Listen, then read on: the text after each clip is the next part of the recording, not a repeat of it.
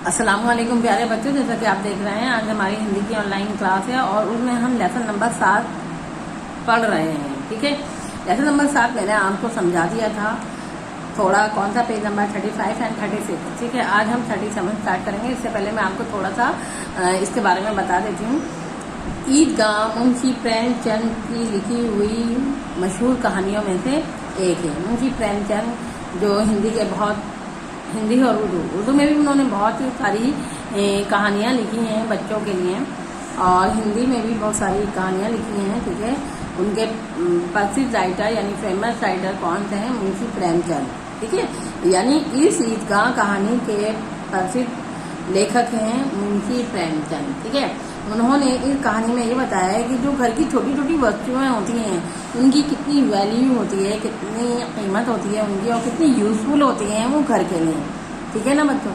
और हामिद जो है वो हामिद की कौन है?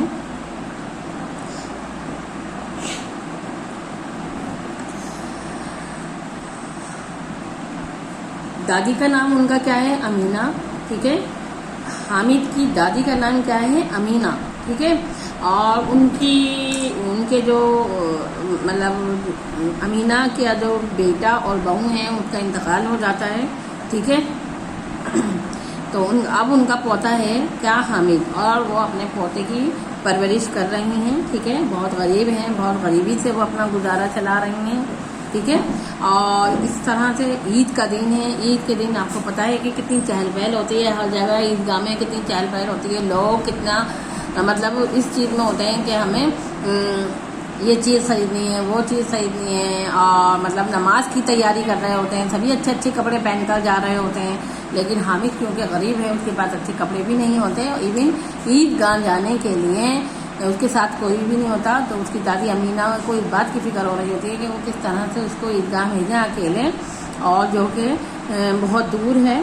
और उसकी क्या कहते हैं, उसके पास 3 पैसे भी हैं।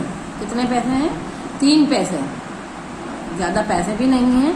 और किस तरह से वो हामिद को ईदगाह भेजें। ठीक है, तो उन्होंने किसी तरह, क्योंकि ईदगाह उनके घर से 3 कोस दूर है, और उन्होंने उसको जो उनकी पूरी मतलब उनके पास टोटल पैसे थे 3 पैसे, वो हामिद को लेके ईदगाह भेज दिया। अब ईदगाह में जाने के बाद उन्होंने नमाज़ पढ़ी। नमाज़ पढ़ने के बाद मुंशी प्रेमचंद ने बहुत अच्छा उसका वर्णन किया है कि किस तरह से नमाज है। अल्लाह ताला ने सबको ऐसा लगा एक लाइन में, एक पंक्ति में पिरो दिया है। सब एक साथ खड़े होते हैं रुकू के लिए, झुकते एक साथ हैं, क़याम के लिए एक साथ खड़े होते हैं, सीधे में एक साथ जाते हैं। ऐसा लगता है कि ये यहाँ कोई मतलब बड़ा छोटा नहीं है। बहुत अच्छा वर्णन किया मुंशी प्रेमचंद ने। दूसरा, उन्होंने ये भी बताया कि नमाज ख़त्म होने के बाद लोग किस तरह से मिठाई और खिलौनों की दुकान पर भीड़ लगाते हैं, सभी खिलौने खरीदते हैं, लेकिन हामिद के पास क्योंकि 3 पैसे हैं, वो इन 3 पैसों का क्या खरीदे? वो सबको देखता है खिलौने खरीदते हुए। तो आगे आइए हम देखते हैं, वो हामिद ये भी सोच रहा है कि इतने महंगे खिलौने वो कैसे ले। तो आइए आज हम पढ़ते हैं पेज नंबर 37। देखिएगा ये हमारा पेज नंबर 37 है, हम इसे स्टार्ट कर रहे हैं। ठीक है बच्चों, तो मैं आपसे कहूँगी कि आप भी अपनी बुक खोल लीजिए, या आप वीडियो बुक खोलने की ज़रूरत नहीं है आपको, आप वीडियो को बिल्कुल ध्यान से देखिए। ठीक है, आगे देखिए क्या है। खिलौनों के बाद मिठाइयों का नंबर आता है। खिलौने के बाद किसका नंबर आता है? मिठाइयों का नंबर आता है। किसी ने रेवड़ियाँ ली हैं, किसी ने गुलाब जामुन, अब सब मज़े से खा रहे हैं। यानी पहले तो खिलौने देख लिए सबने, है ना। अब किसका नंबर आता है? मिठाइयों का नंबर आता है। किसी ने रेवड़ियाँ ली हैं, किसी ने गुलाब जामुन, सब मज़े से खा रहे हैं। मिठाइयों के बाद कुछ दुकानें लोहे की चीज़ों की थी। ठीक है, लड़कों के लिए यहाँ कोई आकर्षण नहीं था। लड़कों के लिए यहाँ कोई आकर्षण नहीं था। वे सब लोग आगे बढ़ जाते हैं, अकेला हामिद लोहे की दुकान पर रुक जाता है। यानी पहले तो उन्होंने खिलौने खरीदे, उसके बाद मिठाइयों की आई, किसी ने रेवड़ियाँ ली, किसी ने गुलाब जामुन, सब मज़े से खा रहे हैं। उसके बाद मिठाइयाँ खाने के बाद कुछ लोहे की चीज़ों की दुकान आती थी। लड़कों के लिए यहाँ कोई आकर्षण नहीं था, यानी उनके लिए कोई ऐसी बात नहीं थी कि भाई वो यहाँ क्यों रुकें। तो एक कमाल तो अमूमन ऐसा होता है ना, काला काला सा, तो बच्चों को इसमें कोई इंटरेस्ट नहीं था। सब लोग आगे जाते हैं, अकेला हामिद लोहे की दुकान पर रुक जाता है। कई चिमटे रखे हुए हैं। उसे ख्याल आया दादी के पास चिमटा नहीं है। तवे से रोटियां उतारती हैं तो हाथ जल जाता है। अगर ये चिमटा जाकर दादी को दे दे तो वह कितनी प्रसन्न होंगी, यानी खुश होंगी। फिर उसकी उंगलियां कभी नहीं जलेंगी। खिलौनों से क्या फ़ायदा, ज़रा देर तो खुशी होती है, फिर कोई उनकी ओर आँख उठाकर भी नहीं देखता। कई तो घर पहुँचते पहुँचते टूटकर बाहर हो जाएंगे। यानी हामिद को देखिए, वो छोटा सा है, आगे बात समझ में। उसके दिल में क्या आता है, जहाँ उन्होंने लोहे की दुकान देखी तो वहाँ उन्हें बहुत से चिमटे देखे रखे हुए। वहाँ उसे ख्याल आया कि मैं क्यों ना एक चिमटा खरीद लूँ, क्योंकि दादी मेरी रोटियाँ बनाती हैं तो उनके हाथ जल जाते हैं। ठीक है, चिमटा ले लेगा तो कम से कम दादी के हाथ तो नहीं जलेंगे। ठीक है, और दादी चिमटा देखकर कितनी खुश होंगी। खिलौनों से क्या फ़ायदा, वो तो मिट्टी के ज़रा भर में टूट जाते हैं। ठीक है, फिर उनकी और कोई आँख उठाकर भी नहीं देखता, पैसे जो हैं बर्बाद चले जाते हैं। तो उसके दिल में ये तरह तरह के ख्याल आ रहे थे। आगे देखिए, हामिद के साथी आगे बढ़ गए। हामिद के साथी आगे बढ़ गए, सभी पर सब शरबत पी रहे हैं। सभी वो होता है बच्चों, आप तो जानते होंगे, ज़्यादातर सभी पे पानी और शरबत वगैरह लगाया जाता है। मुहर्रम के दिनों में सभी अक्सर बनती हैं, लेकिन सभी वो होता है जहाँ शरबत और पानी पिलाया जाता है। देखिए, हामिद के साथी आगे बढ़ गए। ठीक है, हामिद के साथी आगे बढ़ गए, सभी बस सब शरबत पी रहे हैं। हामिद सोचता है, देखो कैसे हैं ये सब, इतनी मिठाइयाँ ली, मुझे किसी ने एक भी नहीं दी। उस पर कहते हैं हमारे साथ खेलो। ठीक है, खाएं मिठाइयाँ, उन्हीं का मुंह फड़ेगा, फोड़े फुंसियाँ निकलेंगी, जबान चटोरी हो जाएगी, मैं क्यों जीभ खराब करूँ। आगे बात समझ में, मैं तो चिमटा ही लूँगा। दादी उसे देखेंगी तो दौड़कर मेरे हाथ से ले लेंगी, कहेंगी मेरा बच्चा अम्मा के लिए चिमटा लाया है, हजारों दुआएं देंगी। इन लोगों के खिलौनों पर कौन दुआ देगा, इन्हें कौन दुआ देगा। मेरे पास पैसे नहीं हैं, तभी तो मोहसिन और महमूद मिजाज दिखाते हैं, यानी ऐंठ दिखाते हैं। सबके सब खूब हंसेंगे कि हामिद ने चिमटा लिया है, हंसो मेरी बला से, मुझे क्या। देखिए क्या है, हामिद के साथ ही आगे बढ़ गए। सभी पर सब लोग शरबत पी रहे हैं। अब हामिद के दिल में ख्याल आता है कि देखिए ये तो मेरे दोस्त हैं, उन्होंने किसी ने भी मुझे मिठाई के लिए एक झूठे मुंह भी नहीं पूछा कि लो तुम भी मिठाई खा लो। अब हामिद के दिल को देखिए वो क्या कह रहा है कि खाएं मिठाइयाँ, इन्हीं का मुँह फड़ेगा। जाहिर सी बात है, मीठा खाने से ऐसा होता है ना, मतलब दांत खराब हो जाते हैं। तो हामिद का नन्हा सा दिल है, वो कह रहा है कि खाएं मिठाइयाँ, इन्हीं का मुँह फड़ेगा, फोड़े फुंसियाँ निकलेंगी, जबान चटोरी हो जाएगी, मैं क्यों जीभ खराब करूँ अपनी। मैं भी मिठाइयाँ खाकर अपनी जीभ को ही खराब करूँगा, मैं तो चिमटा ही लूँगा। दादी उसे देखेंगी तो दौड़कर मेरे हाथ से चिमटा ले लेंगी। उन्होंने कहा कि मैं तो चिमटा ही लूँगा, कहेंगी मेरा बच्चा अम्मा के लिए चिमटा लाया है, हजारों दुआएं देंगी। इन लोगों के खिलौनों पर कौन दुआ देगा, ये तो अपने लिए लिए हैं इन्होंने, लेकिन मेरा खिलौना मैं जो लूँगा, मैं तो दादी के लिए लूँगा चिमटा, वो टूटने वाला भी नहीं है, लोहे का काम की चीज़ है। मेरे पास पैसे नहीं है, तभी तो मोहसिन और महमूद मुझे मिजाज दिखाते हैं। कह रहा मेरे पास पैसे नहीं है, जब तो मोहसिन और महमूद जो है मुझे एटीट्यूड दिखाते हैं, यानी मुझसे बोलते नहीं हैं और मतलब एंड में रहते हैं, अपने मगरूरपन में रहते हैं, घमंडी मिजाज दिखाते हैं। सब के सब खूब हंसेंगे कि हामिद ने चिमटा लिया है, हंसो मेरी बला से। कह रहा है हंसो कुछ भी करो, लेकिन मैं तो चिमटा ही लूँगा अपनी दादी की चीज़। मैं अपने पैसे मिट्टी के खिलौनों में बर्बाद नहीं कर रहा, मिठाइयों में खा के बर्बाद नहीं कर रहा, अपनी जबान को चटोरी नहीं बना रहा, अपना मुंह नहीं सड़ा रहा। आगे बात समझने, उसने दुकानदार से पूछा ये चिमटा कितने का है। दुकानदार ने 6 पैसे बताए। दुकानदार ने कितने पैसे बताए? 6 पैसे। हामिद का दिल बैठ गया। ठीक है, ठीक बताओ, ठीक 5 पैसे लगेंगे। क्या कहा उसने कि ठीक 5 पैसे लगेंगे, लेना हो तो लो, नहीं तो चल से बनो। ठीक है, ये चिमटा कितने का है? दुकानदार से उसने पूछा तो उसने क्या बताया? 6 पैसे का है। हामिद का दिल बैठ गया। ठीक बताओ, ठीक 5 पैसे लगेंगे, लेना है तो लो, नहीं तो चल से बनो। ठीक है, हामिद ने कलेजा मजबूत करके कहा 3 पैसे लोगे? 3 पैसे लोगे? क्योंकि आपको पता है उसके पास तो 3 ही पैसे थे, उसकी दादी ने उसको 3 पैसे दिए थे। ठीक है, और ये कहता हुआ आगे बढ़ गया कि दुकानदार भुड़क ना दे, यानी क्योंकि दुकानदार ने कहा कि 6 पैसे, उन्होंने कहा 5 पैसे का आखिरी दाम है, लेना है तो लो, नहीं तो आगे बढ़ा। तो उसने अपना कलेजा मजबूत करके कहा कि यार 3 पैसे लोगे। और उसे ये भी डर लग रहा था 3 पैसे कहते हुए कि कहीं ऐसा ना दुकानदार उसको भुड़क दे, कि वो डांट दे कि कहाँ मैं 6 का बता रहा हूँ, कहाँ तुम 3 का कह रहा हो। ठीक है, और ये कहता हुआ आगे बढ़ गया, कहीं दुकानदार भुड़क ना दे, यानी डांट ना दे। लेकिन दुकानदार ने गुड़की नहीं दी, बुलाकर 3 पैसे में चिमटा दे दिया। हामिद ने इस तरह से उसे कंधे पर रखा मानो वह बंदूक हो और शान से अकड़ता हुआ संगियों के पास आया। ठीक है, हामिद ने क्या करा? चिमटा ले लिया और उसे अपने कंधे पर ऐसा लगा जैसे वो चिमटा नहीं बल्कि बंदूक वो इतनी शान से कंधे पे रखता हुआ अपने संगियों यानी अपने दोस्तों के साथ पास आया। ठीक है, मौसिन ने हंस के कहा, ये चिमटा क्यों लिया पगले, क्यों ले आया है पगले। हामिद ने सफाई दी, तुम्हारे खिलौने क्या हैं, कोरी मिट्टी के हैं। उसने कहा कि तुम्हारे खिलौने तो कोरी मिट्टी के हैं, जरा नीचे गिर पड़े तो।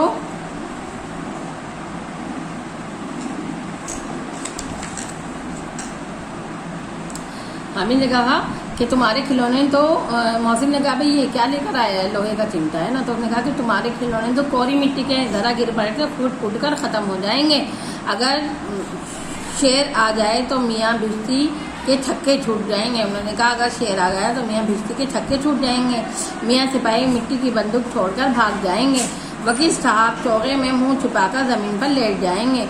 मगर ये चिमटा, ये बहादुर, ये रुस्तमे हिंद लपक कर शेर की गर्दन पर सवार हो जाएगा तो उसकी आंखें निकाल लेगा। आगे बात समझ में ध्यान देखिए, उसने कितने मतलब कितने अच्छे अंदाज में उसने अपने चिमटे की तारीफ करी। देखिए, उसने कहा कि जो तुम्हारे खिलौने तो कोरी मिट्टी के टूट जाएंगे, ठीक है, लेकिन ये मियाँ भिश्ती जो है वो उनके छक्के छूट जाएंगे, ये भी चले जाएंगे। और जो है सिपाही वो बंदूक छोड़कर भाग जाएंगे। और वकील साहब चौके में ही, चौका जो है जो उन्होंने काला कोट पहन रखा है उसे चौका कहा है, ठीक है, चौके में मुंह छुपा कर रह जाएंगे। लेकिन हमारा चिमटा बहादुर, ये रुस्तम है हिंद। आगे बात समझिए, रुस्तम कहते हैं ना पहलवान को, और हिंद यानी हिंदुस्तान का, यानी हिंदुस्तान का पहलवान लपक कर शेर की गर्दन पर सवार हो जाएगा और उसकी आंखें निकाल लेगा। ये कौन, चिमटा। अपने चिमटे की तारीफ कर रहा है ये हामिद। हामिद के तर्क का दूसरे बच्चों के पास कोई जवाब नहीं था। ठीक है, जो हामिद ने कहा था उसके पास, दूसरे बच्चों के पास उसका कोई जवाब नहीं था। और उन्होंने 3-3, 4-4 आने पैसे खर्च किए पर कोई काम की चीज़ नहीं ले सके। हामिद ने 3 पैसे में रंग जमा दिया।